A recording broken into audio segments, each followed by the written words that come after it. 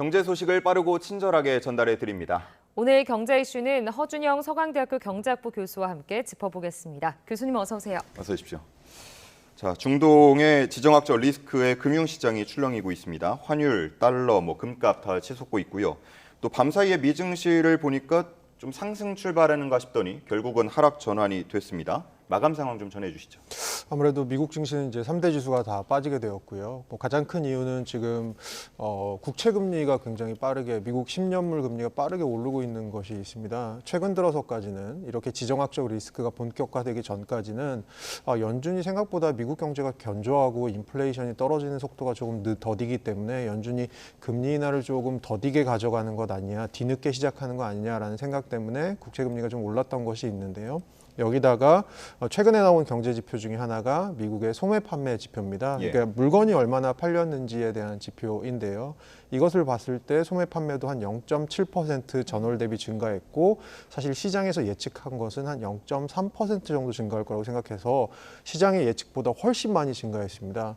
최근에 미국의 전반적인 경제 지표를 보면 실업률은 정말 역사상 가장 낮은 수준에서 머물고 있고요. 그리고 신규 일자리는 시장의 예상보다 더 많이 생기고 있고요. 그리고 결국은 임금 같은 것도 상당히 빠르게 상승하는 게 아직 멈춰지지 않고 있습니다. 이런 측면에서 결국 노동시장이 굉장히 견조하고 소비자들의 지갑이 여전히 두꺼워지면서 미국 경제의 한 70%를 차지하는 소비도 굉장히 견조하다. 그렇게 봤을 때는 인플레이션이 왜 이렇게 더디게 내려가는지도 한편 이해가 되고 그렇고 미국의 경제도 생각보다 견조하다는 것도 이해가 되고 그렇다면 결국은 결론은 연준이 금리 인하를 그렇게 서두르지 않을 것이다. 시장이 예상했던 6월 혹은 시장이 예상하고 있는 9월 금리 인하보다 조금 더 늦춰질 가능성도 있을 것이다라는 것 때문에 국채 금리가 지금 상승하고 있고요. 시장은 조금 거기다가 중동발 리스크까지 더해져서 조금 약간 패닉의 상태 직전의 상태에 가 있는 것으로 보입니다. 예상치보다 훨씬 크게 웃돌았기 때문에 금리 인하가 더 신중해질 거라는 좀 무게가 실릴 것 같은데 연내에 인하를 안 할 가능성도 커진 겁니까? 그러면? 최근 들어서 조금 저는 인상의 얘기까지 하시는 연준의 위원들도 계신데 인상까지는 아직은 그렇게 통화정책이라는 것이 아주 둔중한 것이어서 그렇게 이렇게 쉽게 휙휙 움직일 수 있는 건 아니거든요. 그래서 이제까지 계속해서 시장에다가 인하를 할 것이라는 시그널을 주다가 갑자기 인상으로 가는 사이클은 시장에다 엄청난 부담을 주게 될 것입니다. 연준도 그런 결정을 하지는 않을 것으로 보이는데요. 다만 지금 앵커께서 지적해 주신 대로 연내 금리 인하가 저는 아직까지는 있을 것으로는 봅니다만 그럼에도 불구하고 시장이 예측했던 3분기 초반 혹은 3분기 후반 여기서 조금 뒤로 밀리고 있는 것 그 자체가 지금 시장에 굉장한 부담을 주고 있는 것 같습니다. 안 그래도 지금 이렇게 상황이 흘러가고 있는데 중동 정세 위기로 지금 호르무즈 해협 봉쇄 가능성이 계속 거론이 되더라고요. 며칠 전까지만 해도 봉쇄까지는 아닐 것 같다라고 했는데 이제 좀 거론이 되고 있는 것 같은데 국제유가도 우려가 커지는 상황입니다. 우리 사회 우리 산업에 전반적으로 영향을 끼치지 않을지 이것도 좀 우려가 되거든요. 우리는 이제 원유를 100% 수입하고 있고요. 우리는 주로 이제 중동산 원유를 많이 사다가 쓰는데 지금 문제가 되고 있는 부분이 이란과 이스라엘 사이의 갈등이고 이란 주변의 지정학적 리스크가 굉장히 커지고 있고 거기는 단순히 이란이 전 세계 3위의 원유 생산국이고 전 세계 원유 생산의 한 3분의 1 정도를 차지하고 있는 나라다라는 측면에서도 중요하지만 호르무즈 해협 지금 말씀하셨지만 전 세계 물동량의 한 33% 정도가 지나다니는 굉장히 무역에 있어서도 중요한 해협입니다. 그래서 여기가 지정학적 리스크 그리고 원유 공급의 문제 이런 것들이 되었을 때는 결국은 원유 가격 상승을 통한 비용 상승 그리고 물류 비용 상승에 따른 비용 상승 사실은 선박이 지나가면 호의를 받아서 지나가야 된다는 얘기도 있거든요. 이제부터는. 그래서 그렇게 됐을 때는 비용 상승 거기다 보험료 상승 같은 선박 보험료 상승 같은 것도 있기 때문에 전반적으로 가뜩이나 지금 우리나라 경제에 있어서 인플레이션이 생각보다 잡히지 않고 있는 것이 문제인데 거기다가 이렇게 원유발 또 이렇게 공급망발 이런 불안 요소들은 향후에 인플레이션을 떨어뜨리는 속도를 하락시킬 뿐만 아니고 인플레이션을 조금 다시 밀어올릴 가능성도 있는 이런 부분이기 때문에 좀 걱정스러운 부분이 하나 있고요. 또 하나는 원유 가격과 관련해서는 사실 우리가 이제까지 전기요금이 원유 가격에 굉장히 밀접하게 연동되어 있는데 이것이 조만간 전기요금을 한번 조금 더 인상해야 된다는 얘기가 있습니다. 그런데 이게 이제 한전의 경영 적자나 이런 것과 관련이 있지요. 그런데 원유 가격이 오르게 되면 아무래도 전기 생산 단가가 올라가면서 이제 한전의 영업이 조금 더 악화될 가능성이 크고 그렇게 됐을 때는 가뜩이나 지금 한전이 조금 부담을 안고 있는 상황에서 이 전기요금 현실화, 전기요금 인상 이런 것들이 또 추후적으로 우리 경제에 조금 물가 인상의 어떤 요소로 작용할 것 같아서 그런 부분이 조금 걱정스러운 부분이 있습니다. 운전하시는 분들은 뭐 기름값 걱정 안 할 수가 없겠는데 일단은 유류세 인하 조치가 2개월 더 연장이 됐습니다. 운전하시는 분들은 다행이다 싶을 수도 있겠지만 지금 뭐 세수 문제로 보자면은 좀 부담되는 거 아닙니까? 네, 세수 문제로 보면 좀 부담은 될 수 있고요. 그 유류세 같은 경우는 사실은 이제 연비 10km짜리 차를 뭐 일주일에 한 40km 정도, 한 달에 40km 정도 운행하시는 분이라고 한다면 하루에 40km죠. 죄송합니다. 예. 40km 운행하는 분이라면 한 달에 한 25,000원 정도의 효과가 있다고는 하는데 이게 뭐 작다면 작고 크다면 클 수 있는데 문제는 이제 지금 말씀하신 대로 세금이 올해도 작년에 세수 부족이 한 50 몇 조 정도 났었는데 올해도 세수가 그렇게 좋지 않을 것으로 예상이 되는 한 해입니다. 그 사실 뭐 최근 들어서 저희 반도체발 조금 수출도 나아지고 있고 기업들의 업황이 나아지면서 작년에 세수 부족이 나왔던 큰 이유 중에 하나가 법인세가 조금 많이 생각보다 적게 거쳤던 거거든요. 그런데 올해 반도체 기업들이 조금 더 기업 업황이 좋아지면 법인세가 좋아지는 거 아니냐라고 생각하실 수 있으실 텐데 사실은 법인세는 전년도 영업이익에 대해서 부과하는 것이기 때문에 올해 업황이 나아지면 내년에 조금 세수가 나아지고 올해는 여전히 세수가 조금 어려울 가능성이 있습니다. 그런 측면에서 사실은 정부의 지금 실탄이 충분한 것인가에 대한 이슈는 분명히 있을 수 있을 것 같습니다. 지금 이런 상황에서 세계 금융시장도 출렁이고 있는 것 같습니다. 우리 증시도 어제 코스피, 코스닥 모두 하락 마감했고 또 환율은 연고점을 경신을 했습니다. 그러니까 1,384원을 찍었는데 당분간 좀 이 변동성 장세가 이어질 거라고 보십니까? 네, 변동성 장세가 당분간은 이어질 것 같은데 문제는 이것이 무엇과 연동되어 있냐 하면 저희가 지금까지 얘기했던 이 중동발 리스크가 얼마나 빨리 사그라들 수 있느냐라는 건데요.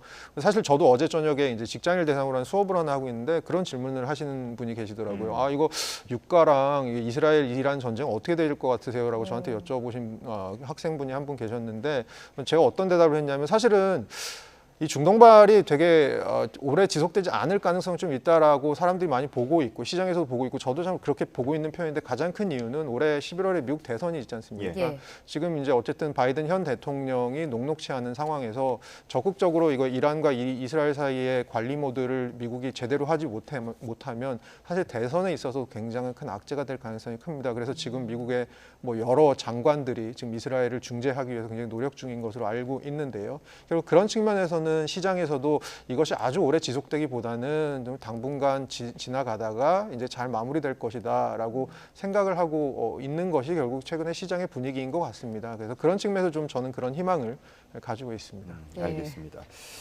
어쨌든 중동의 지정학적 리스크가 길어지면 길어질수록 이런 타격이 더 클 수밖에 없을 테니까 좀 빨리 잡히기를 바라는 마음이고요. 국내 물가 쪽도 한번 살펴보겠습니다. 뭐 지금 계속해서 물가 걱정 이어지고 있는데 햄버거집, 뭐 치킨집 더 올린다는 리포트도 앞서서 전해드렸습니다. 국내 물가 뭐 앞으로 계속 올라가는 겁니까? 이게 물가가 원래 시차를 두고 조금 계속해서 올라가는 경향이 올라갈 때는 있는데 결국은 최근 들어서 치킨이나 버거 프랜차이즈에서 가격을 올리는 이유 중에 이유라고 뽑는 것이 결국은 원자재 가격이 많이 올랐다, 원료 가격, 그리고 인건비가 상승했다. 뭐 거기다가 배달료 같은 것도 지금 오르고 있다. 이런 것 때문에 올릴 수밖에 없는 구조인데 이미 작년에 2개 메이저 프랜차이즈, 치킨 프랜차이즈가 가격 올린 바 있고 올해 지금 올리려고 하는 프랜차이즈 지금은 2년 전에 마지막으로 올렸다가 지금 또 올리려고 하는 거거든요. 그렇게 됐을 때 뭐 18,000원짜리 치킨 현재가 한 19,000원의 후반대, 2만 원 거의 가까이 되고 뭐 이렇게 돼서 사실은 소비자 입장에서는 쉽지 않은 가격의 인상분이 예상이 되는데요. 향후에 여기서 머물 것이냐? 사실은 저희는 이런 뉴스를 더 자주 앞으로도 당분간은 보아야 할 것입니다. 어느 기업이 가격을 올렸다. 어느 기업이 가격을 올렸다. 최근 들어서 저도 전주나 전전주에 여기서 나와서 말씀드렸던 것이 그 아프리카에서 최근에 코코아 작황이 안 좋아서 코코아 가격이 오르고 결국은 초콜릿 가격 상승으로 반영되고 그래서 초콜릿 회사들이 슈링크플레이션이라고 해서 용량을 줄이거나 아니면 가격을 올리는 이런 일들을 벌이고 있다라고 하는데 결국 이런 것들이 초콜릿에 국한될 것이냐 아니면 뭐 치킨이나 버거에 국한될 것이냐 아마 시차를 두고 계속해서 이런 일이 벌어질 것이기 때문에 사실 물가 측면에서의 걱정이 사실 최근 들어서는 가장 큰 것 같습니다. 그러니까 지금 뭐 국내 치킨, 파파이스 등 이런 외식 물가들도 줄줄이 인상이 되고 있고 지금 방금 말씀해 주셨듯이 뭐 농작물이죠. 그러니까 카카오나 설탕, 올리브유나 이런 농산물 가격도 급등하고 있는데 언제쯤이면 이 물가가 좀 안정이 되는 시점이라도 들어갈 수 있는지 좀 궁금하거든요. 우선은 네. 중동발 리스크가 이제 가라앉아야 되는데 저희가 최근 들어서 6개월이나 1년 사이에 생각을 해보시면 사실 어떤 일들이 있었냐면 중동발 리스크는 조금 가라앉는 듯 했다가 또 다른 지역에서 좀 터졌다가 예. 가라앉는 듯 했다가 터졌다가 이런 일들이 벌어질 것 같고요. 제가 보기엔 이것들이 올 말까지, 올 미국 대선 전까지는 계속해서 이제 진행이 되지 않을까라는 생각이 저는 좀 들고 있고요.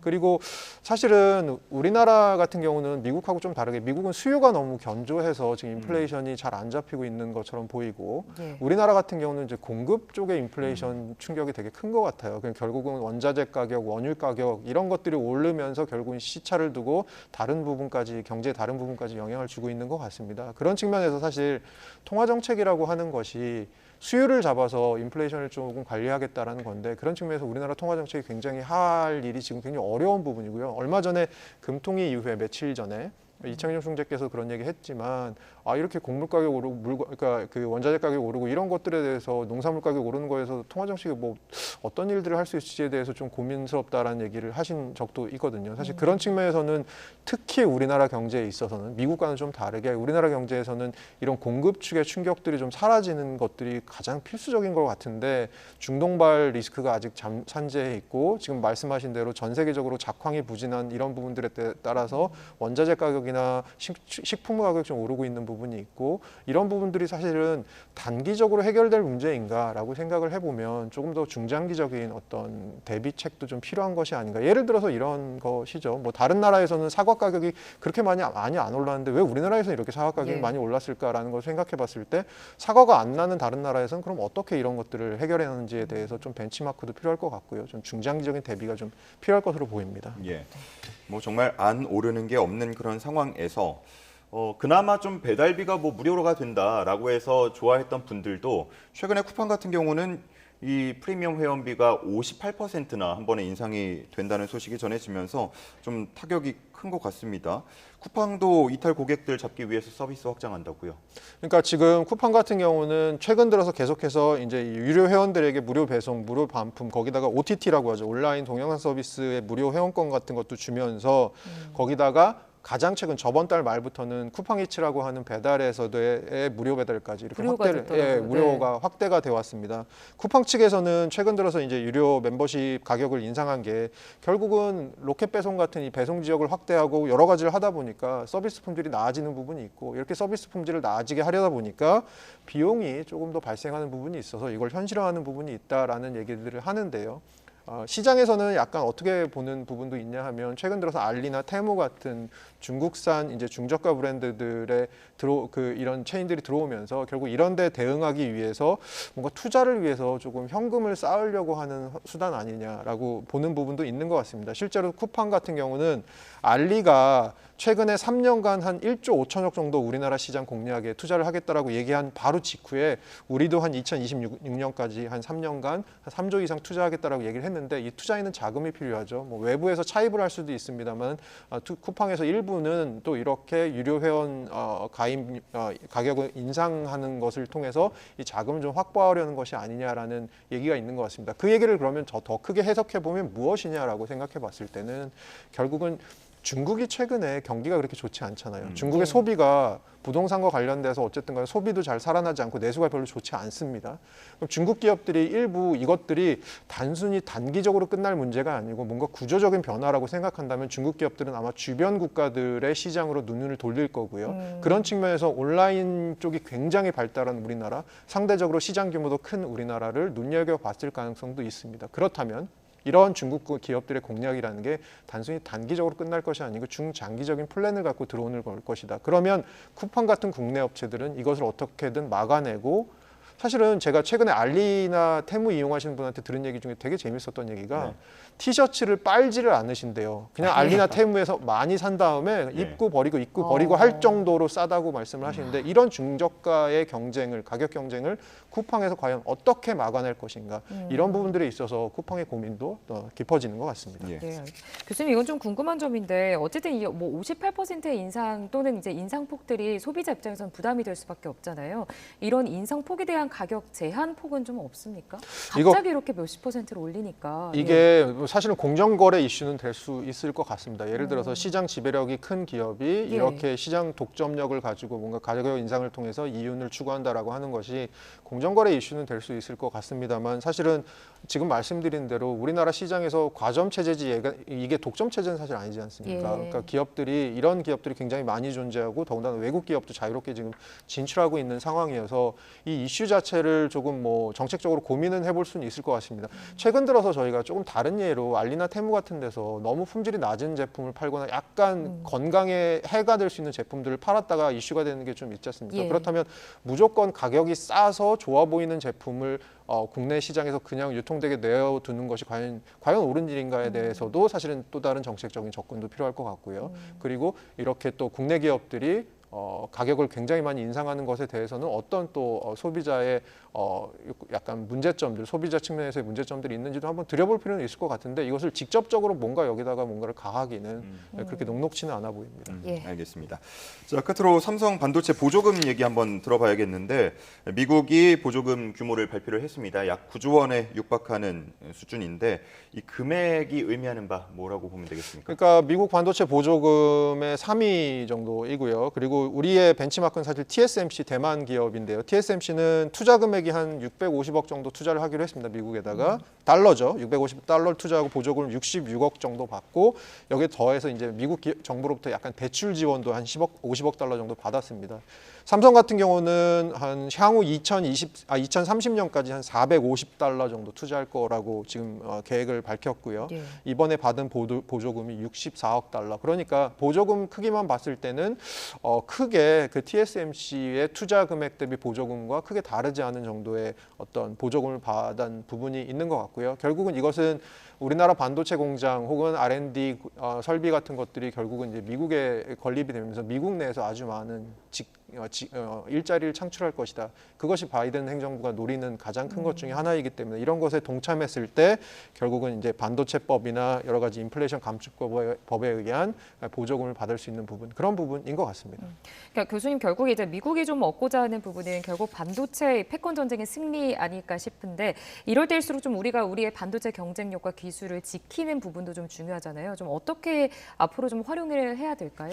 그 앵커께서 지적해 주신 대로 얼마 전에 우리 칩스법의 독소 조항 얘기 많이 했었습니다. 네. 그게 뭐냐면 미국에서 일정 부분 보조금 이상을 받아가면 그 기업은 미국에서 조금 기술 같은 것을 보고 싶을 때 내어줘야 되고 내어준다기보다는 공장을 좀 보고 싶은 공장을 또 열어줘야 되고 한마디로 맛집의 비법 소스를 좀 열어야 되는 부분이 분명히 있었거든요. 이런 부분들에 대해서 우리가 가진 사실 독점적인 기술 같은 것들이 있는데 이런 부분들을 좀 미국에 노출할 수 있는 부분이 저는 있는 것 같고요. 반면에 우리가 반도체를 잘하는 영역이 있고 미국이 잘하는 영역이 있기 때문에 그런 측면에서 기술 연대 같은 것들을 조금 우리는 모색해 보는 편이 중요할 것이라고 생각하고요. 또 한편으로는 저희가 미국 시장 공략하면서 계속해서 놓치는 것이 전 세계 반도체 매출의 30%가 중국에서 나옵니다. 중국은 여전히 굉장히 큰 시장이기 때문에 미국과의 기술 연대도 중요하지만 또 한편으로는 중국 시장에 대한 공략 그리고 중국 시장이 너무 미국에 우리가 경도된 정책을 통해서 좀 멀어지는 것들에 대해서는 조금 우리가 관리를 할 필요 이런 것도 저는 분명히 있다고 생각합니다. 누가 뭐라 해도 우리의 수출 효자 상품일 텐데 좀 경쟁력을 잘 지키고 발전시켜 나가면 좋겠습니다. 오늘 여기까지 듣겠습니다. 허준영 서강대 경제학부 교수와 함께했습니다. 고맙습니다. 고맙습니다.